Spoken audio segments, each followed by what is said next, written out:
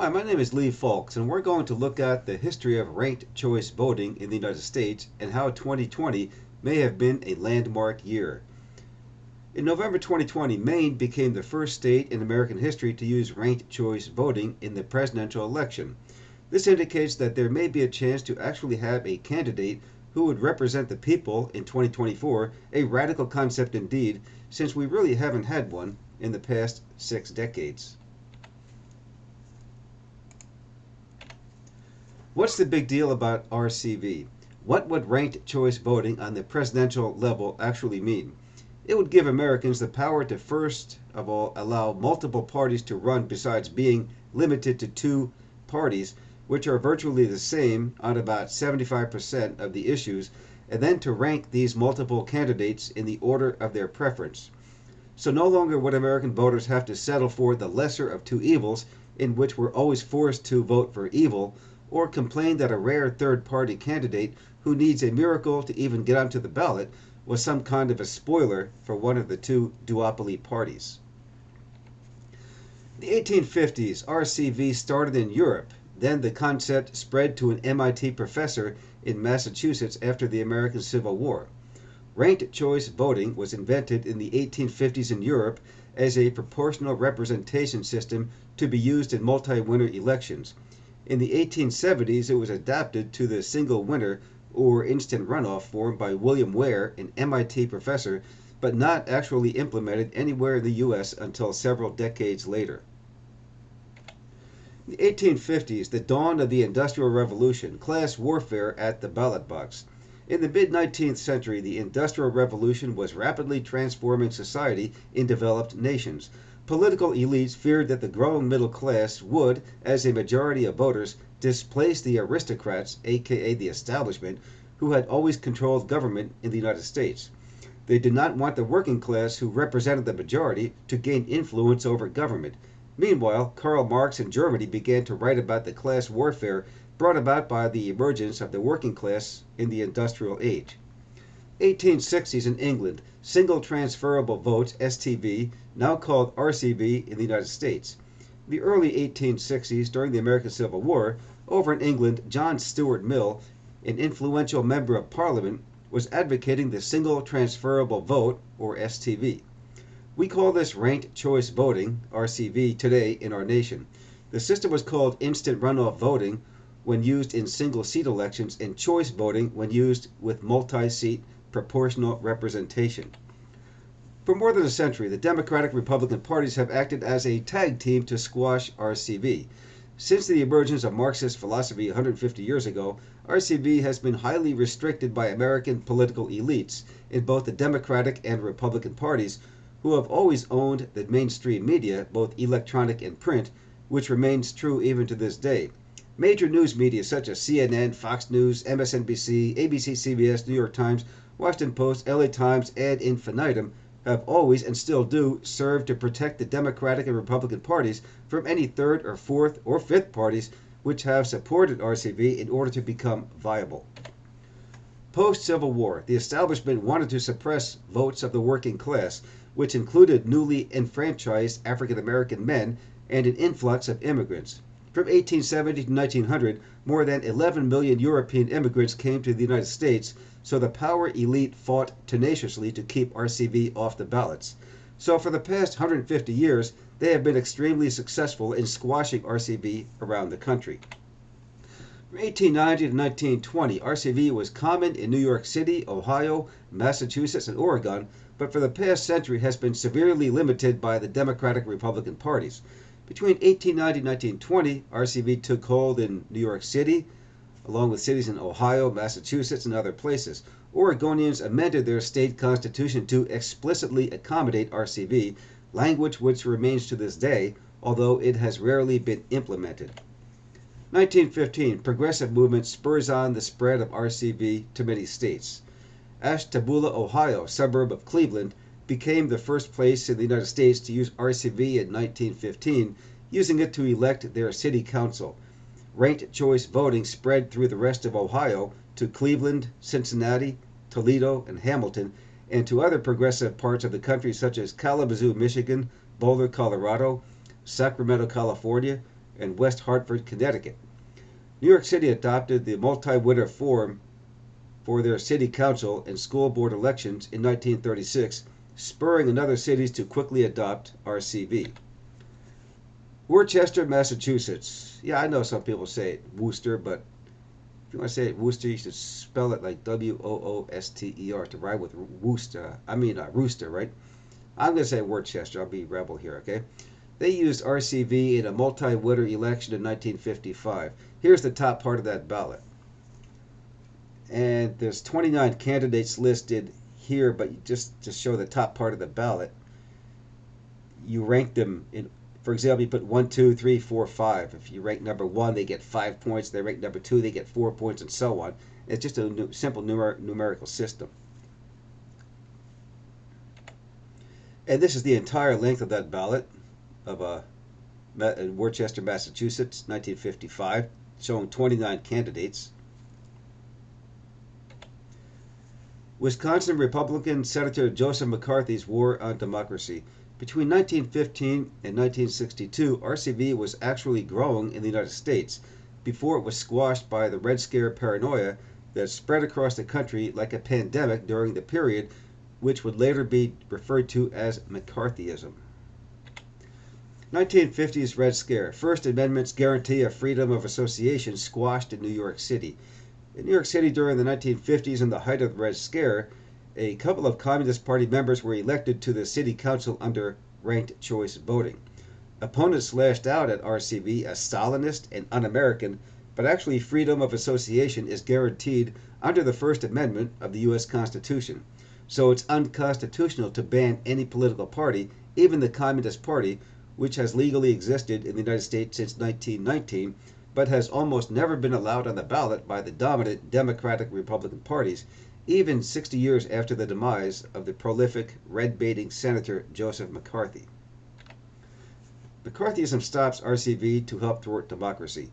Led by Senator Joseph McCarthy and the Red Scare he helped to propagate, by 1960, all cities except for Cambridge, Massachusetts, the home of Harvard University, had repealed ranked choice voting, as this pure form of democracy was considered by the power elites, both Democrats and Republicans, as communism, because they feared it would give the working class majority too much power at the ballot box.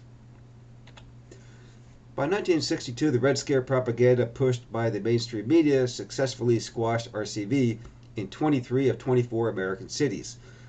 During World War II, the number of ranked choice voting cities peaked out at 24, spread across 6 states by the early 1940s.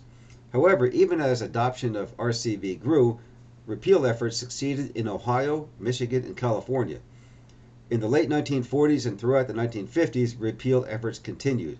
Politicians displaced by RCV, lack of organization amongst groups benefited by RCV, and a political climate that turned against the parties elected through the proportionate representation of RCV led to its repeal of RCV in 23 of the 24 cities where it was used in the U.S. By 1962, only Cambridge, Massachusetts, the home of Harvard University, was the only city left that retained RCV. November 2020 election, just a couple months ago. How many places used RCV in the United States? In 2020, RCV started a revival.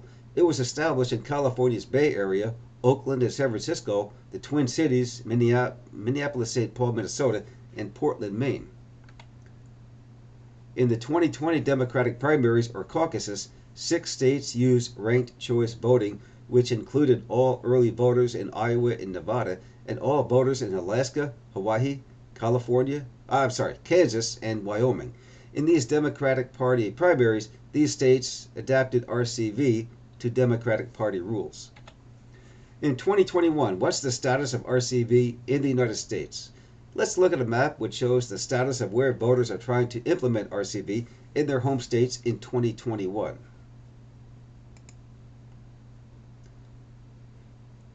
Okay, so here is the rankedchoicevoting.org website. It shows current use in U.S. elections. Currently being used in Benton County, Oregon, Berkeley, California, Cambridge, Massachusetts, East Point, Michigan, Las Cruces, New Mexico, not far from the Arizona border, Maine, which is really the national leader right now in ranked choice voting.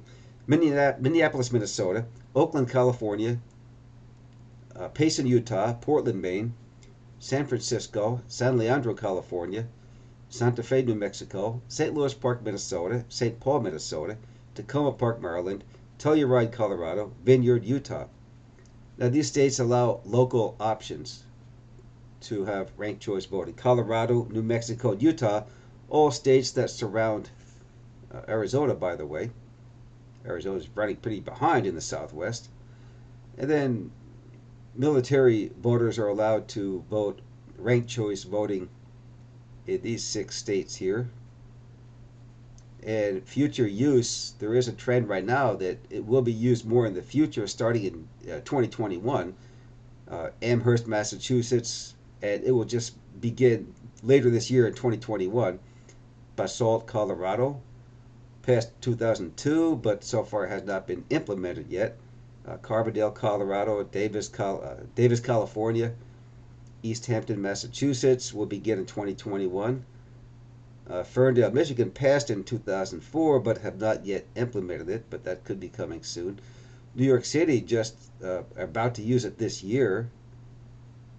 Memphis, Tennessee passed 2008, but haven't actually used it yet, but they can. Santa Clara, California, the county of Santa Clara, Sarasota, Florida, Vancouver, Washington. And now in the past it was used in these places, Michigan, Colorado, Vermont, Carolina, and then in other mentions the other countries where ranked choice voting was used. All right, so our next website we'll look at is a map of the United States. This is ballotpedia.org, and on this map you can see the orange states are the most advanced in ranked choice voting. Like California, they use it in the Bay Area, and Utah, Colorado, New Mexico. Well, Arizona is just nothing so far, nothing. So we're trying to get Arizona going. And other states that are most advanced in ranked choice voting are Minnesota, Michigan, Maine, Maryland, and other states which have passed laws. They've adopted ranked choice voting but have not yet implemented it yet.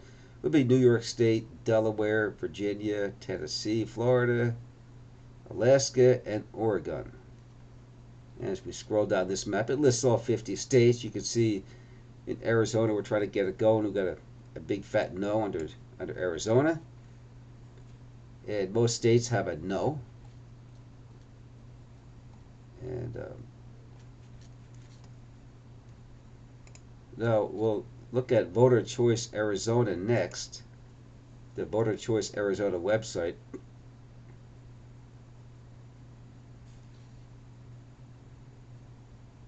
And that's right here. We're trying to get volunteers to sign up for Voter Choice Arizona. You can fill out this form right here. We're trying to get it going this year.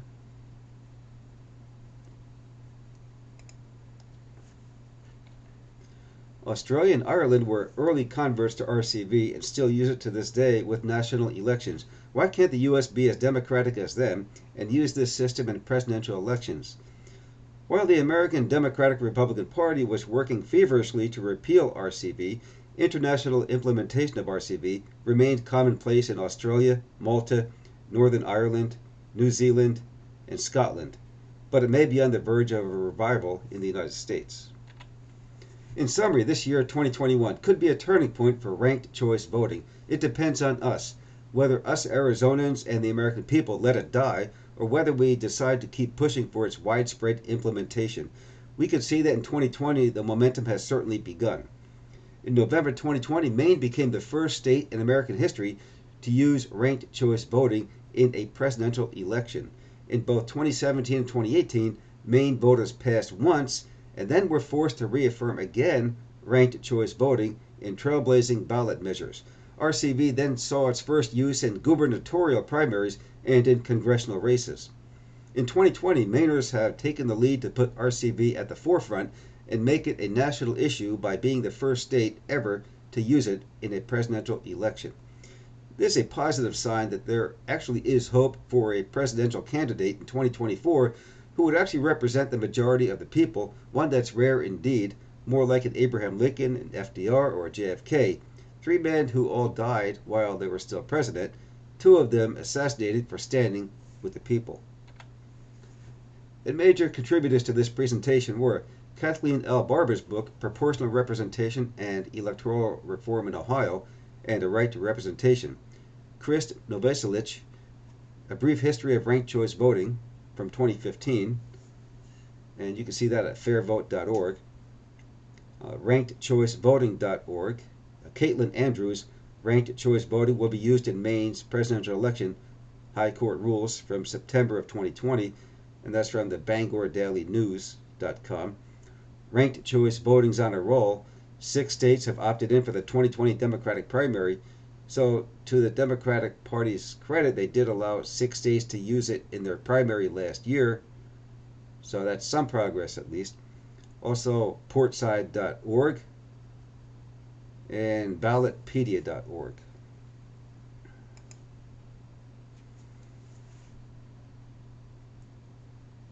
Thank you very much.